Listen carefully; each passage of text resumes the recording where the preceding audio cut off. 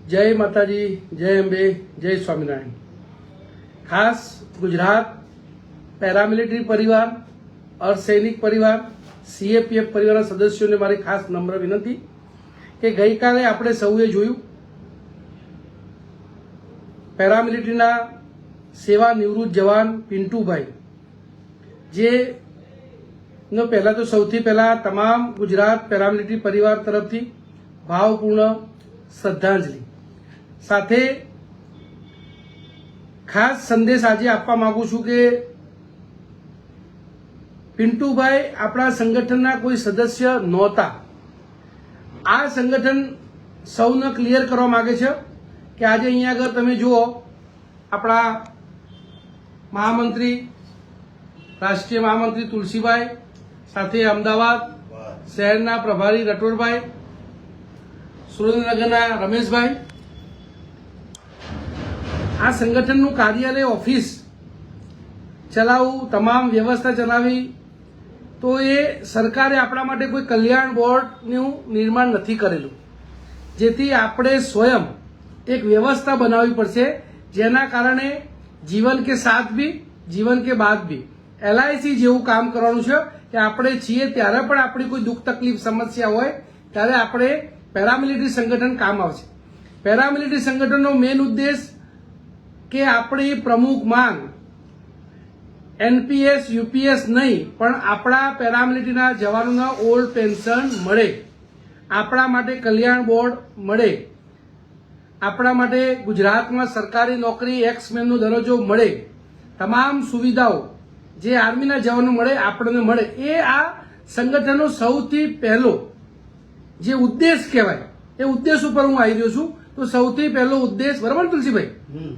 સેકન્ડમાં ડિપાર્ટમેન્ટ લેવલના આપણા જે સમસ્યા હોય, કોઈનું પેન્શન અટકી ગયું છે, કઈ સમસ્યા છે, ભાઈ કોઈ શહીદ થઈ ગયો એના પછી એ બેનનું, વિરાંગના બેનનું પેન્શન કરવું, કોઈને અનુકંપા ઉપર નોકરી અપાવી એના માટે કોઈનું પેન્શન ઓછું આવી રહ્યું છે, તો આ તમામ બાબતો એ આપણા સંગઠનના માધ્યમથી ડિપાર્ટમેન્ટની કોઈ સમસ્યા છે એના માટે આપણે કંઈ કામ કરી શકીએ। ત્રીજો પ્રશ્ન છે કે સામાજિક સમસ્યા, સામાજિક બી સમસ્યાઓ, ઘરેલું સમસ્યા હોય કે જમીનના પ્રશ્નો હોય, મારઝૂડ, આ તમામ બાબતે સંગઠને પ્રૂવ કર્યું છે કે તમારી કોઈ પણ સમસ્યા હોય સંગઠન મદદરૂપ રહ્યું છે, કાર્યશીલ રહ્યું છે, એના તરફથી બનતા તમામ પ્રયાસો કરવામાં આવ્યા છે। સામે ઘણી વખતે પેરામિલિટરી પરિવાર તરફથી કહેવામાં આવતું હોય છે કે 5 વર્ષથી 6 વર્ષથી સંગઠન ચાલે છે, શું ફાયદા? ફાયદા ઘણા થયા, પણ એક વખતે પોતાના માથા ઉપર હાથ મૂકી પોતાના કુળદેવી માતાજીની સોગંદ, પોતાના પુત્રની સોગંદ, પોતાના માતા પિતાની સોગંદ તમે મૂકીને મને એક વખત કહેજો, જવાબ આપજો કે તમે કેટલું કર્તવ્ય નિભાવ્યું। સંગઠન કોઈ એક વ્યક્તિથી ચાલતું નથી બિલકુલ। જેટલું સંગઠનના સદસ્યોને જરૂર છે એટલું સદસ્યોને પણ સંગઠનની જરૂર પડતી હોય છે। આ સંગઠનની સક્રિયતા જે માણસે તન મન ધન સમયથી યોગદાન આપ્યું છે એના કારણે ગઈકાલે જે જવાન શહીદ થયો એને આપણે સન્માન અપાયું અને મને ખૂબ ગર્વ છે।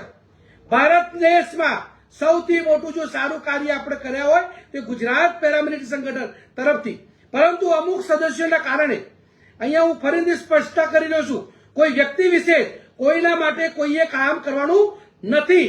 માત્ર ને માત્ર વ્યવસ્થામાં કઈ કમી હોય, કઈ તકલીફ હોય, જે લોકો ભાગી રહ્યા છે, દોડી રહ્યા છે, એ ત્યારે જ ભાગી શકશે, દોડી શકશે કે જ્યારે તમે એમને હિંમત, સપોર્ટ, જ્યારે જ્યારે સંગઠનની જરૂર પડે। હવે હું સીધો જ પ્રશ્ન ઉપર આવું છું, મદિરાના પ્રશ્ન ઉપર। ગુજરાતમાં મદિરાનો પ્રશ્ન તમામ સેવા નિવૃત્ત જવાન હોય કે સેવારત જવાન હોય, સીએપીએફ જવાનો માટે ખૂબ જ મહત્વપૂર્ણ બની ગયો છે। પણ શું 1-2 જણના વ્યક્તિના કહેવાથી મળશે? આ અધિકારીઓ પણ આપણું સાંભળશે નહીં, અને અધિકારીની જે સ્પષ્ટતા એ વાત તમને હું મૂકી રહ્યો છું। શું કીધું એ તમે વાત સાંભળો। જ્યારે વારની મીટિંગ હોય તમારી સ્ટેન્ડ 32,000 ક્યાં છે? કોઈ દેખાતા નથી। કાગળોમાં આપણે ખૂબ મોટી સંખ્યામાં, ચાહે સરકાર સમક્ષ હોય કે પ્રશાસનમાં હોય, જ્યારે જ્યારે તાકાતની જરૂર પડી છે સૌએ નિરાશ કર્યા છે। હું એમ નથી કહેતો કોઈનું કામ નહીં હોય, કામ હશે, કંઈક પરેશાની છે, સમસ્યા છે, પણ હર ટાઈમ જે માણસો એક્ટિવ સદસ્યો 1000 માણસો છે એ બિચારા આવે ને એ જાય, તો એનાથી સાહેબ ન્યાય મળવાનો નથી। એટલે હું સર્વેને વિનંતી કરું છું કે આપ લોગ જો ગુજરાત પેરામિલિટરી સંગઠનના તમામ મુદ્દાઓ માટે આપણે લાભ લેવો હોય, સમસ્યાનું નિવારણ કરવું હોય તો સૌનો સાથ જોશે. એકલા માણસથી કઈ થવાનું નથી. ઘરે કોમેન્ટ કરવાથી કઈ થશે નહીં. હું ગમું કે ના ગમું ફરીથી કહું છું, મારા માટે વ્યક્તિગત વિશેષ નથી કામ કરવાનું. આપણે સૌનું સમૂહ હોવું જોઈએ. તાકાત એનર્જી જે કહેવાય ત્યારે જ વધશે કે આપણે સૌ સાથે હશું. એટલે જે ગઈકાલની ઘટના ફરીથી સ્પષ્ટતા કરું છું કે આ પેરામિલિટરી સંગઠન નિવૃત્ત જવાન, શહીદ પરિવાર, ચાલુ નોકરીવાળા ભાઈઓ, કોઈ કારણથી નોકરી છોડી આવેલા ભાઈઓ, એમના માટે એમની સમસ્યા એ ચાહે લાઈફ ટાઈમ ફી ભરી હોય કે ના ભરી હોય, પણ જ્યારે સંગઠનને જાણકારી થશે, સંગઠન એના તરફથી તમામ પ્રયાસ કરશે કે જેટલું સંભવ મદદરૂપ થઈ શકે એટલું ચોક્કસ થશું. પણ સામે સદસ્યની પણ એટલી જવાબદારી હોવી જોઈએ કે આ મારો પરિવાર છે, આ મારો સમાજ છે અને મારા પરિવાર માટે તમામ જગ્યાએ આપણે કંઈક ને કંઈક દાન દક્ષિણા કરતા હોય છે. આ જે 3000 લાઈફ ટાઈમ ફી કહેવાય એને વ્યવસ્થા બહુ સારી બનાવેલી છે. એ વ્યવસ્થાથી જ આપણે હશું કે નહીં હોઈએ. આ સંગઠનની ઓફિસ ચાલશે, તમામના કામ થશે. આપણા પછી પણ આપણા પરિવારને કઈ ધક્કા વક્કા ખાવા ના પડે એના માટે ખૂબ જ સંગઠનની ઓફિસ ખૂબ જ જરૂરી છે. એટલે હું ફરીથી તમામને વિનંતી કરીશ કે આપ સૌ આ આજીવન ફી માત્ર ને માત્ર આપ પોતાના પેરામિલિટરી પરિવાર માનતા હોય તો આપ ચોક્કસ આ ફી પોતાની ઈમાનદાર નૈતિક જિમ્મેદાર કોઈને કહેવું ના પડે. આપણે તમામ જિલ્લામાં તમામ સદસ્યો જે જિલ્લા વાઇઝ માળખું બનેલું છે, આપ એમના સંપર્કમાં રહો. આપ કંઈક સારું કરી શકતા હોય એમનાથી તો આપ ચોક્કસ સંગઠનના સદસ્યોનું ધ્યાન દોરો કે હું જિલ્લા પ્રમુખ તરીકે આ ભાઈ કરતા સારી જવાબદારી નિભાવી શકીશ, હું રાષ્ટ્રીય લેવલે સારી જવાબદારી, હું પ્રદેશ લેવલે કંઈક કરી શકવા માંગુ છું. તો સૌનું સ્વાગત છે. સંગઠન એમને આવકારે છે. આવા તમામ જિલ્લાઓનું સંગઠન સેલ્યુટ કરે છે. પણ આપ કામ કરો. આંગળી કરવા કરતા કામ કરવું બહુ જરૂરી છે. તમામને વિનંતી કે સંગઠનમાં ગુજરાત એક છે, એક પેરામિલિટરી સંગઠન, એક ગુજરાત, એવી જ રીતે એક દેશ, એક પેરામિલિટરી સંગઠન. આ સૂત્રને આપણે સાર્થક કરવા માટે તમામે પ્રયાસો સાથે મળી અને કરવું પડશે. હું ગુજરાતના પેરામિલિટરી પરિવારને ખાસ કહીશ, ચાહે કોઈ બી વિભાગનો હોય, ગુજરાત છોડી બહાર જવું, કોઈ અન્ય સંગઠન સાથે જોડાવું, એ પણ આપણા ગુજરાત પેરામિલિટરી પરિવાર સાથે એક જાતની તમારું બે જવાબદારી પૂર્વકનું વર્તન કહેવાશે. એટલે હું તમામને ફરીથી વિનંતી કરીશ, વારે ઘડે વિનંતી કરું છું કે સંગઠન આપણા સૌનું છે. સૌને